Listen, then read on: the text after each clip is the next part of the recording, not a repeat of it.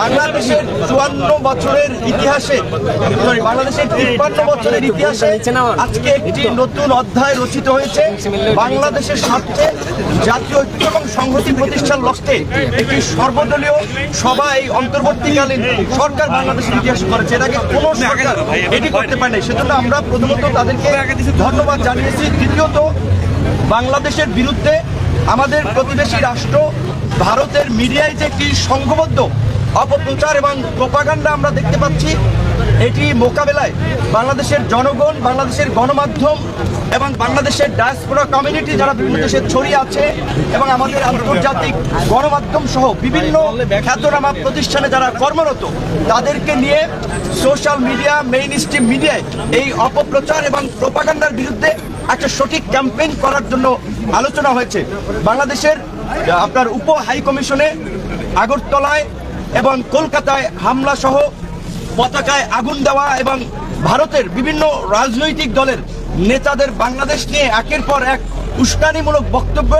আমরা এটা ভারতের সরকারি অবস্থান কিনা সেটি জানার জন্য আলোচনা হয়েছে এবং সরকার এটি নিয়ে ভারতের সরকারের কাছে ব্যাখ্যা চাবে, সেটি আলোচনা হয়েছে। যদি ভারত আমাদের সাথে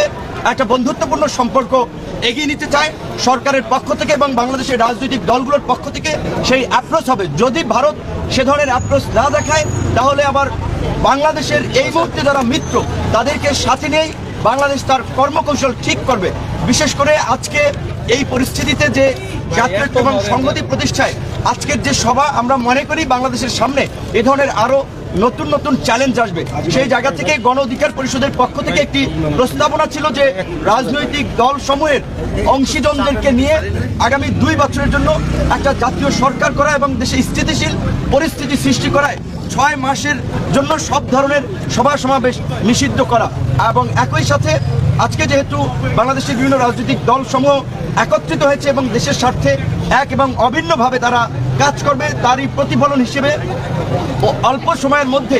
জাতীয়ভাবে একটি সমন্বিত কর্মসূচি, সেটা হতে পারে জাতীয় পতাকা এবং সাথে শান্তির পতাকা, সাদা পতাকা নিয়ে কিংবা যে কোনো ধরনের কর্মসূচি, সেই সিদ্ধান্তটা সরকারের পক্ষ থেকে জানাবে, যেটি সরকার এবং রাজনৈতিক দল, জনগণ সকলে পালন করার মধ্যে দিয়ে বাংলাদেশের বর্তমান যে জাতীয় ঐক্য এবং সংহতি প্রতিষ্ঠিত হয়েছে, আমাদের বিরুদ্ধে যারাই অপপ্রচার প্রোপাগান্ডা চালাচ্ছে কিংবা বাংলাদেশকে তারা ব্যর্থ অকার্যকর করার জন্য অপতৎপরতা চালিয়ে যাচ্ছে, তাদের বিরুদ্ধে যে বাংলাদেশ এবং বাংলাদেশের জনগণ এক, সেটি জানান দেওয়ার জন্যই একটা অভিন্ন সমন্বিত কর্মসূচি পালনের সিদ্ধান্ত।